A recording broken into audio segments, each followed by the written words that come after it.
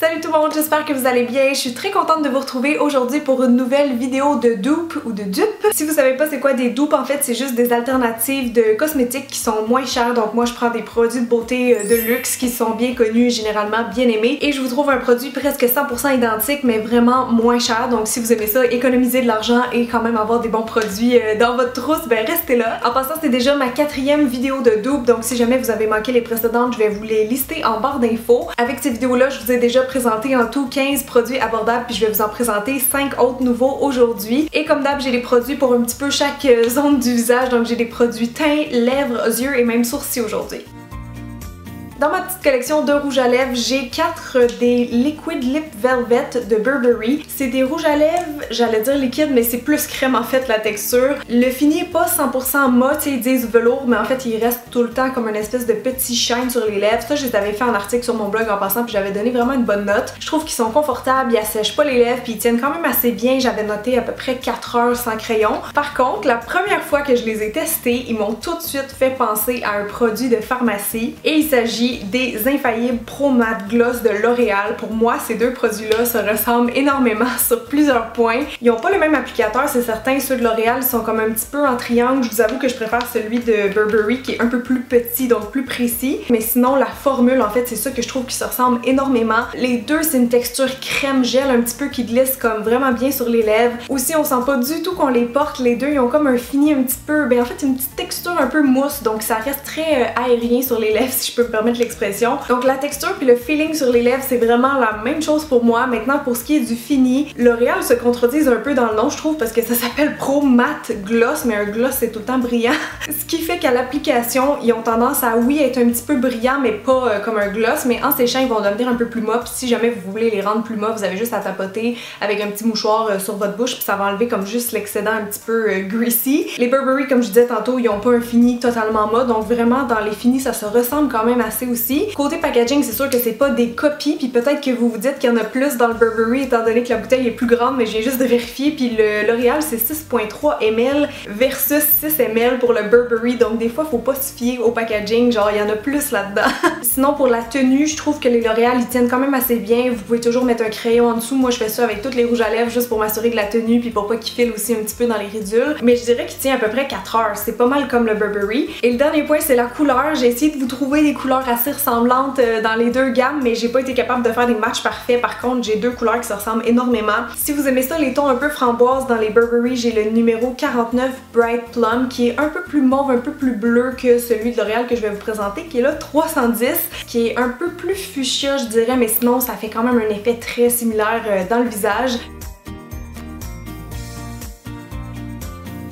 Finalement, si vous aimez les couleurs un peu plus discrètes dans les Burberry, j'ai le numéro 17 qui est Dark Rosewood. Et dans les L'Oréal, en revanche, vous avez le 316 Statement Nude qui ressemble pas mal, c'est pas identique. Le Burberry est définitivement un petit peu plus rouge, le L'Oréal il y a un petit peu plus de mauve à l'intérieur, il est un peu plus froid. Mais je trouvais qu'il se ressemblait quand même assez, donc ça c'était mes suggestions, mais en fait c'était pas nécessairement là pour vous montrer les couleurs. C'est juste que si vous aimiez les Liquid Lip Velvet de Burberry, je me suis dit que peut-être vous aimeriez essayer les L'Oréal parce qu'ils ont un effet très similaire pour une fraction du prix. On parle quand même de 38$ pour ceux de Burberry versus seulement 12$ chez L'Oréal.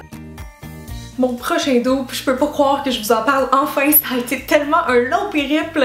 Je vais essayer de vous expliquer ça rapidement. Mais en fait, vous avez peut-être déjà remarqué dans mes tutos, souvent j'utilisais le Tattoo Brow de Kat Von D qui est un feutre pour les sourcils, que j'aime beaucoup évidemment, qui est bien pigmenté puis ça fait un fini très naturel dans les poils. Et l'autre fois quand je suis allée au Sephora pour le racheter, j'ai dit où c'est ce produit-là, je le trouve plus, puis elle me dit ah ça me dit rien, puis finalement je me suis rendu compte qu'il le vendait juste plus chez Sephora. J'ai même fait des petites recherches sur internet puis je pense qu'il est carrément juste discontinué, je sais pas si c'est seulement au Canada ou partout, mais je le trouve plus, fait que je suis vraiment triste. J'ai demandé à plein de gens de m'aider dans ma quête de feutre à sourcils, puis à chaque fois on me ramenait vers ceux qui sont comme avec une pointe biseau, genre Marcel, il y en a un comme ça qui est très bien. Ça permet de remplir vite les sourcils, mais moi c'est pas ça que je cherchais, je voulais vraiment une pointe pinceau, parce que c'est le truc le plus précis, le plus naturel. Si vous manque juste comme quelques petits poils puis que vous aimez ça un look bien naturel pour vos sourcils, ça vous prend absolument un feutre à sourcils pointe pinceau. Donc bref, le seul autre produit que j'ai trouvé comme ça sur le marché, c'est celui de Stila, qui était bien noté partout, donc je me suis dit pourquoi pas l'essayer en remplacement de mon Kat Von D. Je pense qu'ils ont 6 nuances de disponibles, ils en ont vraiment comme pour toutes les couleurs de sourcils, c'est génial. Donc voilà, c'est une petite pointe en pinceau assez précise. La différence avec le Kat Von D, c'est que celui-ci il est plus en transparence, il est comme plus modulable. En fait, ça fait comme plus une illusion d'un poil si on veut. Donc je l'aime bien, c'est vrai qu'il tient très bien. Le seul truc avec ce genre de produit-là, c'est que ça se termine très vite si vous en faites un usage quotidien. Donc je me suis dit, est-ce que je pourrais trouver un dupe moins cher de ça? Je pense pas, parce que les marques en pharmacie en général ont pas ça.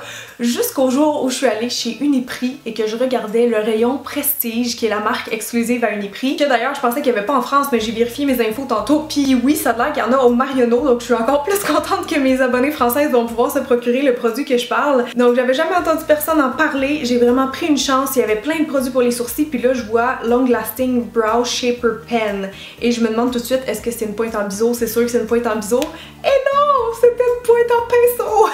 Sérieusement, je capotais quand j'ai vu ça parce que j'en ai jamais entendu parler, fait que j'étais bien contente d'avoir fait cette petite trouvaille-là. Après, il fallait juste espérer qu'il soit bon. Je l'ai testé et pour moi, c'est un dupe comme identique du Stila. Ici, par contre, j'ai la teinte 03 brunette puis est un peu plus cendrée, donc tout dépendant de la couleur de vos sourcils. Mais eux aussi, ils ont différentes teintes, je pense qu'ils en ont 4. Ça fait des petits traits tellement précis, ça imite à la perfection un poil, puis je trouve même que cet embout-là est plus précis que celui de Stila. Stila, il peut s'écraser plus, donc faire des traits plus larges, lui il est très précis. Côté pigmentation, comme je disais, les deux sont translucides, donc c'est sûr que si vous étiez habitué vous aussi au Kat Von D, il va falloir s'habituer. Mais si je compare ces deux produits-là, honnêtement, c'est genre pareil. Et encore là, vous êtes gagnante avec le produit le moins cher parce que vous avez 0.7 ml dans le Stila et vous avez 1 ml dans le Prestige. C'est-tu pas beau ça?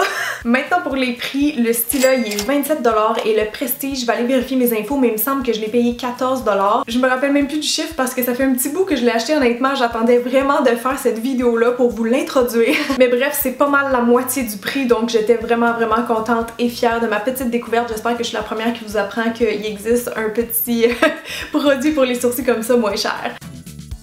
Mon prochain dupe est un peu plus connu, ça se peut fort bien que vous en ayez entendu parler dans les derniers mois, mais le produit cher que je vais comparer avec, c'est le mascara Better Than Sex de Too Faced. Mascara très réputé, un des meilleurs vendeurs chez Sephora, il y a un beau petit emballage rose gold un petit peu comme ça. Je sais pas si vous l'avez déjà essayé, moi je trouve que c'est un mascara plus épaississant qu'allongeant, j'ai l'impression qu'il donne beaucoup de volume à ma frange de cils. Je l'aime bien, il y a un beau noir profond, il tient je pense moyen, par contre sur moi ça serait peut-être le seul bémol, mais sinon je veux dire, tu sais, sa réputation est faite. Mais par contre, dans les derniers mois, je suis pas mal sûre que vous avez vu passer ça, mais L'Oréal a sorti le Voluminous Lash Paradise qui en tout point nous fait penser au Better Than Sex de Too Faced. Déjà côté packaging, on est d'accord, il y a une forte inspiration, même au niveau de la brosse. C'est très similaire parce que les deux ils ont une forme un petit peu peanut. Ils ont vraiment la même longueur, la même largeur. Les deux ils ont des petits spikes un peu ébouriffés, c'est comme des petits poils synthétiques. Ceux de L'Oréal sont peut-être un peu plus nombreux ou un peu plus serrés, mais je trouve que l'effet au final sur les cils est très ressemblant. Ce que j'aime entre autres avec le Lash Paradise, c'est que je trouve qu'il ajoute du volume, il ajoute de l'épaisseur, mais il fait pas de grumeaux, même s'il n'y a pas une brosse en plastique. Je trouve que mes cils se peignent très bien avec. Et j'ai aucun problème avec la tenue pour celui-ci. Donc voilà, je sais pas tellement quoi vous dire de plus. Vous en jugerez par vous-même avec mes deux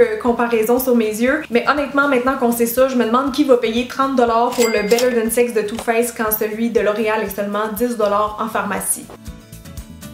Urban Decay ont sorti il y a quelques mois des nouvelles bases pour le visage qui sont exceptionnelles. Je veux dire, du point de vue d'une maquilleuse, je trouve qu'ils sont très bonnes, très efficaces. Mais moi personnellement, c'est pas un produit que je me sers à tous les jours. J'en mets plus en dessous de mon fond de teint quand j'ai des événements spéciaux, je dirais. Donc c'est sûr que dans mon cas, payer très cher pour une base haut de gamme, c'est pas tellement dans mes habitudes. Celle que j'ai dans mes mains, en passant, je vais vous la présenter, c'est la Optical Illusion de Urban Decay, qui est une base qui a un effet très lissant, qui va combler aussi beaucoup les pores. Donc elle me fait penser un petit peu au Professional, mais en version plus généreuse.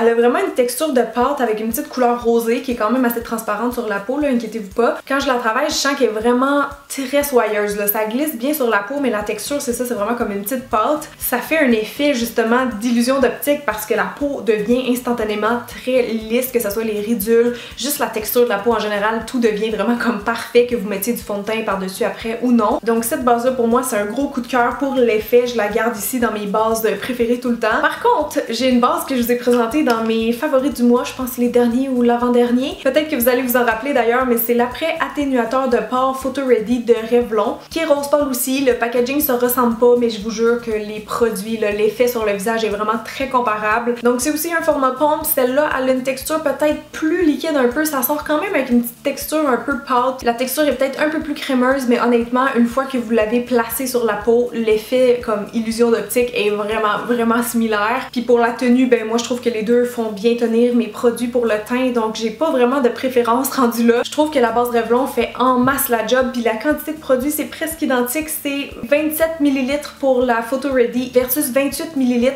pour la Urban Decay, donc quasiment pareil. Encore là, le packaging ça peut être trompeur. Maintenant pour les prix, roulement de tambour, la base Urban Decay est à 38$ versus seulement 15$ pour celle de Revlon, donc c'est moins que la moitié du prix, ça vaut la peine.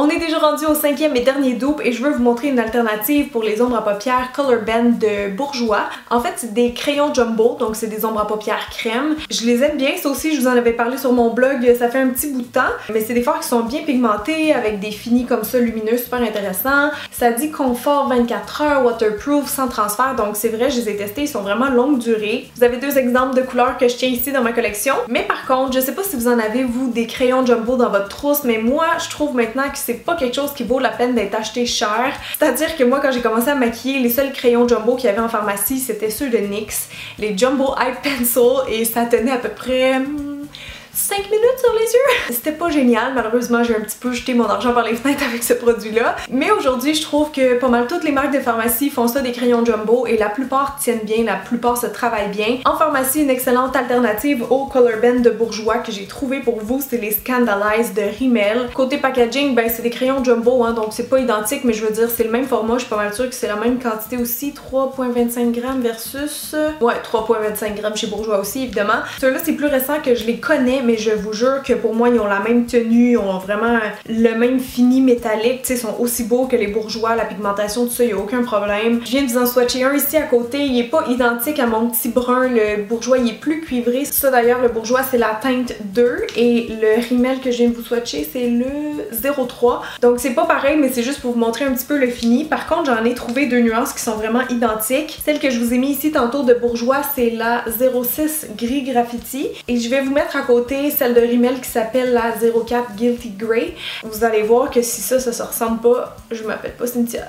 Pour ça que je trouve que ça vaut plus la peine de payer cher pour ce genre de produit-là. Le color payoff est bon, le fini est identique, puis la tenue, comme je vous disais, est très bonne aussi. Donc les Rimmel c'est pareil, en passant c'est 24 heures de tenue, waterproof, sans transfert, ils vont pas se ramasser dans le pli de paupière, donc ils crease pas. Ils sont vraiment très bien honnêtement, donc si ça vous convainc pas, je vais vous donner maintenant les prix de chacun. Les Bourjois sont à 19$ et ceux de Rimmel sont à 7$, donc encore une fois, vous êtes à moins que la moitié du prix, ça vaut vraiment la peine. Donc voilà les amis, c'est déjà tout, ça a passé super vite, j'espère que vous avez aimé ça, j'espère que vous avez pris des notes pour votre prochain shopping. Vous me direz aussi dans les commentaires si vous aviez déjà entendu parler de ces dupes là, j'espère que non parce que je regarde jamais d'autres vidéos de ce genre là pour pas me laisser comme influencer, j'essaie vraiment de trouver dans ma collection de maquillage ici qu'est-ce que j'ai qui se ressemble. Donc souvent je pense que ça peut vous donner des suggestions plus originales que celles qu'on voit tout le temps sur Pinterest, YouTube et compagnie. Donc si vous avez aimé, avant de partir, n'oubliez pas de me laisser un petit pouce en l'air, vous pouvez aussi vous abonner, c'est gratuit, vous avez juste à cocher la petite cloche, comme ça vous allez manquer aucune de mes vidéos. Et c'est pas mal ça, donc la semaine prochaine je pense qu'on se reverra pour un tuto maquillage, on est dû pour faire un petit maquillage ensemble, donc voilà, je vous aime très fort, je vous souhaite une magnifique journée, puis on se dit à très vite, bye!